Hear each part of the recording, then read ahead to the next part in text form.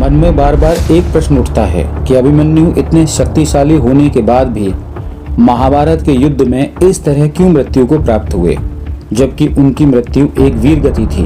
नमस्कार, आइए चलते हैं इस तथ्य पर और रूबरू होते हैं असली सत्य से। अभिमन्यु कौन है और वह अपने पिछले जन्म में कौन थे, उनका जन्म क्यों हुआ और कौरवों ने एक निष्पक्ष युद्ध में उन्हें गलत तरीके से क्यों मार डाला। जब भगवान कृष्ण ने भगवान ब्रह्मा से कहा कि वे पृथ्वी पर बुरी शक्तियों का बोझ कम करने के लिए स्वयं अवतरित होंगे, तो उन्होंने विश्व के सभी देवताओं को आदेश दिया कि वे उनकी लीलाओं में उनके साथ उपस्थित हों। किसी कारणवश चंद्र ग्रह के स्वामी चंद्र अपने पुत्र को लंबे समय के लिए नहीं भेजना चाहते थे। उन्होंने सहमति जताई कि उनका पुत्र के आधे घंटे के लिए पृथ्वी पर जाए और वापस लौट आए। अभिमन्यु चंद्र के पुत्र के अवतार थे और उन्होंने अर्जुन और कृष्ण की बहन सुभद्रा के पुत्र के रूप में जन्म लिया। स्वर्गीय ग्रहों का समय मान यहाँ से बहुत अधिक है।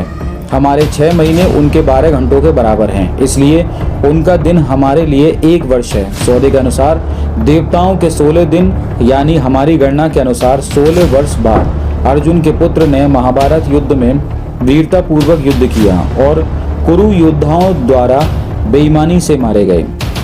बाद में उन्हें चंद्र के पुत्र के रूप में पुनः स्थापित किया गया।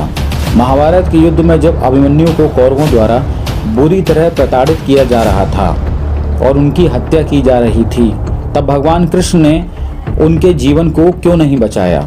अभिमन्यु चंद्रदेव के पुत्र वर्चस्व का अवतार थे। जब प्रत्येक देवता शक्ति बुराई को हराने के लिए पृथ्वी पर जन्म ले रही थी, तो वर्चस्व को भी अवतार लेने के लिए कहा गया, लेकिन उन्होंने यह कहते हुए इस दलील को अस्वीकार कर दिया कि मानव जीवन जीने के लिए बेकार है और वे पृथ्वी पर अवतार नहीं लेंगे।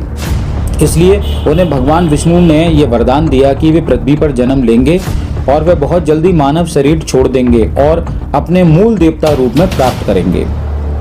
इसलिए उन्होंने बहुत सीमित जीवन के साथ अभिमन्यु के रूप में जन्म लिया। महाभारत में कहा गया है कि जब उन्होंने युद्ध में भाग लिया था तब उनकी आयु 16 वर्ष थी, लेकिन क्षत्रियों की आयु की गणना थोड़ी अलग है। वे एक व्यक्ति की आयु की गणना उस समय से करते हैं जब राजकुमार का उपनयन होता है। अभिमन्यु का उपनयन 8 वर्ष की आयु में हुआ था, इसलिए 8 वर्ष से शुरू होकर वह 16 वर्ष तक जीवित रहे। इसलिए युद्ध के समय उनकी वास्तविक आयु 24 वर्ष थी। अभिमन्यु की मृत्यु चक्रव्यूह में इसलिए नहीं हुई क्योंकि उन्हें व्यूह से बाहर निकलने का रास्ता नहीं पता था, यह कोई कारण नहीं था, बल्कि इसलिए क्योंकि उन्हें अनैतिक तरीके से मारा गया था। वास्तव में महाभारत में कहा गया है कि चक्रव्यूह के बारे में केवल 5 लोग ही जानते थे। पहले भगवान श्री कृष्ण, अर्जुन, प्रद्युम्न, अभिमन्यु और द्रोणाचार्य जी। अभिमन्यु की धनुर्विद्या इतनी शानदार थी कि ऐसा लगता था कि जैसे वह युद्ध के मैदान में हाथ में धनुष लेकर नाच रहा हो और साथ ही दुश्मनों पर बाणों की वर्षा कर रहा हो।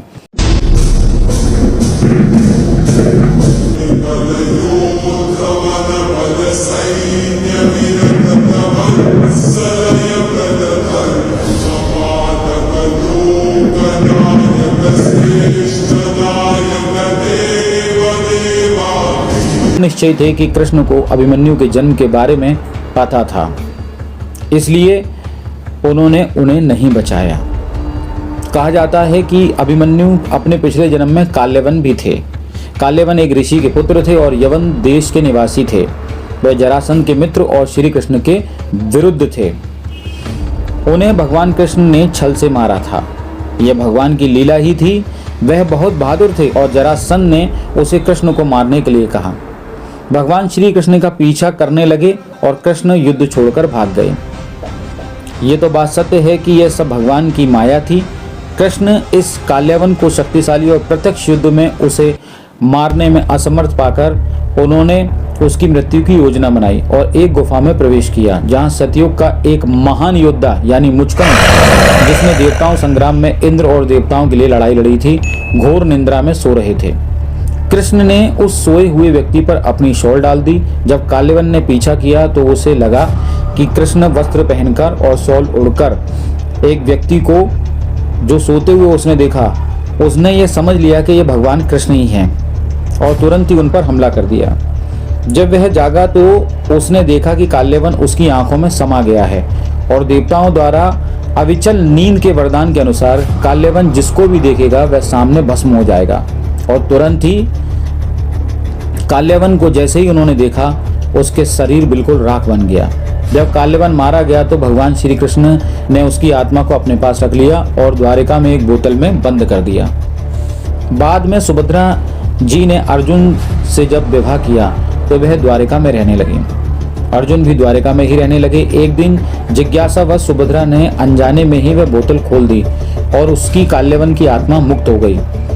राक्षस आत्मा सुभद्रा के गर्भ में प्रवेश कर गई। कृष्ण ने बोतल का ढक्कन खुला पाया और सुभद्रा बीमार हो गई थी। यह जैसी उन्होंने देखा तो सारी घटना उनको समझ में आ गई। इस कारण युद्ध में अभिमन्यु की इस प्रकार मृत्यु हुई, क्योंकि हर किसी बात का कोई न कोई कारण होता है जो सदैव ईश्वर को ही ज्ञात होता है। हर अनर्थ के पीछे कोई न कोई अर्थ जरूर छिपा होता है। कार्यक्रम पसंद आया हो तो उसे लाइक सब्सक्राइब जरूर करें। जय श्री राधे कृष्ण।